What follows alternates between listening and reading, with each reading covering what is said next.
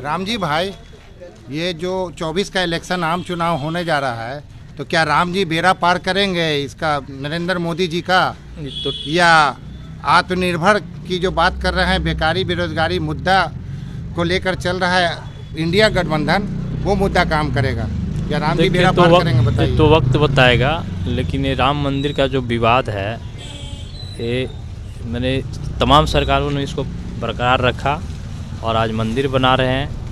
ये आस्था का सब्जेक्ट है और आस्था निजी होना चाहिए, न कि पॉलिटिकल होना चाहिए। और देश को अंधविश्वास की ओर ढकेला जा रहा है, ऐसा हम मानते हैं।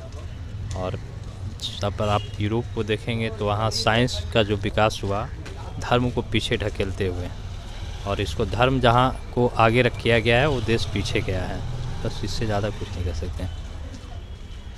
अंजुम भाई और कुछ बोलिए। ये जो 22 तारीख को प्रोग्राम हो रहा है, इस पर आप अपना बताइए, इस पर क्या कहना है? देखिए, ये जो है एक पॉलिटिकल फंडा बनाया जा रहा है, और जो धर्म गुरु हैं 4 इस देश के, शंकराचार्यों ने कहा कि ये मंदिर सिर्फ 40% बना है, अगर इसे हम इनॉग्रेशन करते हैं तो शास्त्र के विरुद्ध होगा। अब प्रधानमंत्री जी शास्त्र के विरुद्ध काम करना। ये बाबरी मस्जिद को 6 दिसंबर 1992 को तोड़ दिया गया था, शहीद किया गया था। बिल्कुल शहीद कर दिया गया बिल्कुल। 6 दिसंबर को एक और ऐतिहासिक दिन है, बाबा साहेब भीमराव अम्बेडकर का पुण्यतिथि है। तो क्या कहीं पे निगाहें और कहीं पे निशाना वाली बात थी?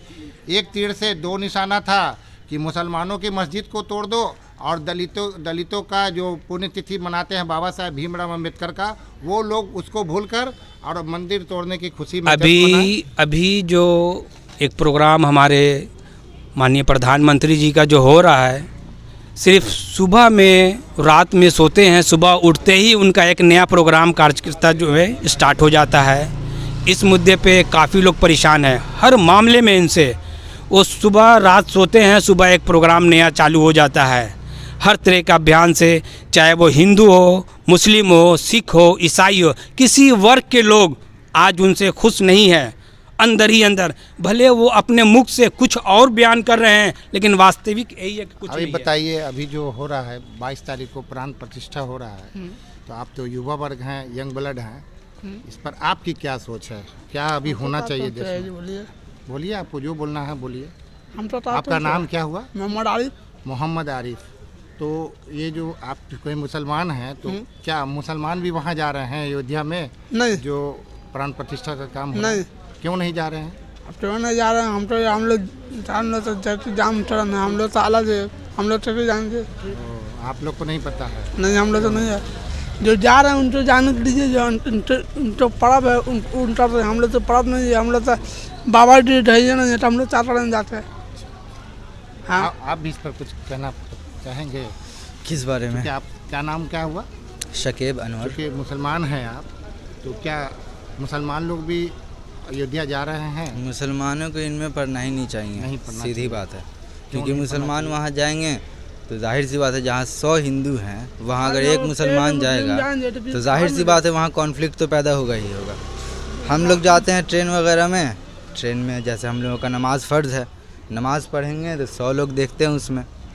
पहली बात तो अच्छा नहीं लगता नमाज़ पढ़ने में। मतलब आपके कहने का मतलब है कि अभी जो पिछले 10 साल में सरकार आई है, वो नफरत का बीज बो रही है। जाहिर सी बात है एकदम। और नफरत की खेती कर करके ही वो मतलब अपना सियासी चाल चल करके ही सत्ता में या इक़्तिदार में है। अब ये तो सियासत है ही, सियासत में ये चीज़ होता ही, आपको देखा नहीं जाएगा कि आप नीचे हैं या ऊपर हैं। ये जो युवा वर्ग हैं, जो नौजवान वर्ग हैं, उनका मुद्दा क्या होना चाहिए? नौजवानों को रोज़गार ही नहीं मिल रहा है, आप वहाँ सोने का मंदिर बना रहे हैं। सोने का मंदिर? पहले आप उनको रोज़गार तो दीजिए। अभी देखिए ना, 2024 के इलेक्शन के बाद जो मंदी चलेगा ना, उसके बाद यही मुद्दा उठेगा कि आप इतना बड़ा राम मंदिर बनवा दिए हैं, यहीं पे आप अगर रोज़गार दे देते तो मंदी इतना नहीं ना जाता भाई। सरकार से मंदिर है, मस्जिद बहुत कम है, मंदिर बहुत ज़्यादा। मंदिर मंदी मतलब कि जो धंधा होता है, अच्छा, उसमें हाँ उसमें बहुत ज़्यादा ये हो जाएगा, कटौती होगा, हर देश में है। लेकिन मोदी सरकार ने रोका हुआ है सिर्फ और सिर्फ इलेक्शन की वजह से। इलेक्शन जहाँ ख़त्म होगा उसके बाद देखिएगा बाज़ार में जो 20 रुपये टमाटर मिलेगा वो 40 में मिलेगा। अच्छा, इस सरकार से मुसलमान मुतमईन हैं? एकदम नहीं मुतमईन है, वो तो और खफा है। क्यों नहीं है मुतमईन? वजह रहेगा कैसे मुतमईन जब आप रोजगार ही नहीं देंगे। सबसे बड़ा मुद्दा रोजगार है। रोजगार का मुद्दा तो सबके साथ है ना, है सिर्फ मुसलमानों के और साथ यही नहीं है। बहुत बड़ा मुद्दा है। अगर हमको नौकरी नहीं मिला, जैसे हम पढ़ाई कर रहे हैं तो मेरा पढ़ाई वेस्ट, मेरा पैसा वेस्ट, मेरे माँ बाप का जो मेरे ऊपर भरोसा है वो सब कुछ टूट जाएगा। तो भाई हमको अपने माँ बाप का देखना है, तो माँ बाप को कैसे दिखाएंगे हम? यानी हमको रोजगार मुसलमानों के मिलेगा साथ तब। ये सरकार सौतेला व्यवहार कर रही सिर्फ है, और सिर्फ मुसलमान नहीं, हिंदू को भी, हिंदुओं के साथ। हिंदू भी उसी गड्ढे में जा रहा है। अब ये कोरोना जो आया उसमें कितना का रोजगार निकल गया, ये जो खत्म हो गया। पूरा भारत राममय हो चुका है। हाँ तो अभी कल जो प्राण प्रतिष्ठा का प्रोग्राम है, पूरा भारत राममय हो गया है। हाँ हाँ। तो क्या ये बीजेपी में है या सिर्फ राम में है? ये वोट में भी कन्वर्ट हो सकता है। राम जी का देखिए, हम जैसे मुसलमान हैं तो हमको हिंदू के बारे में भी जानकारी है जी। तो किसी भी धर्म में ऐसा नहीं लिखा है कि आप दूसरे को हक मार के अपना चीज़ ला सके। तो आप कैसे किसी मस्जिद को बुरा कह के अपना मंदिर बना सकते हैं? अब मंदिर बना रहे हैं तो ठीक है, आप मंदिर बनवाइए, लेकिन जो दूसरा आदमी है जिसको गलत लग रहा है उसको भी तो हक दिलवाइए। आप हमको तो सबसे ज़्यादा यही चीज़ लगता है कि रोज़गार आदमी के पास क्या नहीं है। राम जी को तो अल्लामा इकबाल ने इमाम हिंद बोला था। राम जी तो सबके हैं, किसी भी जाहिर सी बात है, हिंदू संप्रदाय के नहीं है, किसी के नहीं। तो एक तरह का माहौल बना दिया जा रहा है मुसलमानों के खिलाफ। आपका कहना है कि राम जी के अगेंस्ट में ये लोग रहता ही है। सही बात है। अगर ऐसी कोई बात नहीं है। अगर एनसीसी जैसे चल रहा था, एनसीसी और एनपीआर, अगर वो चलता, कोरोना नहीं आता तो हालत ख़राब कर देता मुसलमानों का। लेकिन वो तो समझ लीजिए कि ऊपर वाले का करम हो गया कि कोरोना उसने भेज दिया, नहीं तो बहुत ज़्यादा मुश्किल हो जाती। ये तो हम कह सकते हैं आपको। शुक्रिया आपका। आप भी कुछ कहना चाहेंगे? जी हाँ, बोलिए। बोलना था कि आपका नाम आज क्या हुआ सबसे जी पहले मेरा नाम अलीमुल हुआ, मोहम्मद अलीमुल हक। तो मैं कहना चाहूँगा कि आज के दिनों में ये इतना मतलब कि ये हो चुका है, अनएम्प्लॉयमेंट हो चुका है दुनिया में कि सरकार जो है उस पर ध्यान ही नहीं दे रही। क्योंकि अभी देखिए हाल ही फिलहाल मेरे एक अमित सर थे, वो हो चुके ये डिप्टी कलेक्टर वो है, तो वो उनकी पोस्ट वो छिना चुकी है, ठीक है। तो वो पढ़ाते थे। अब वो उनका ये हो गया कि इसी ईद जो आई थी 2023 की ईद, तो उसमें क्या हुआ कि वो सुसाइड कर लिए। हम लोग माशाल्लाह बड़ा अच्छा वो पढ़ाते थे। अब सरकार ने इतना मतलब अनएम्प्लॉयमेंट दे दिया है, इतने मतलब ये कर दिए है कि अब कहीं जो है ना वैकेंसी है ही नहीं।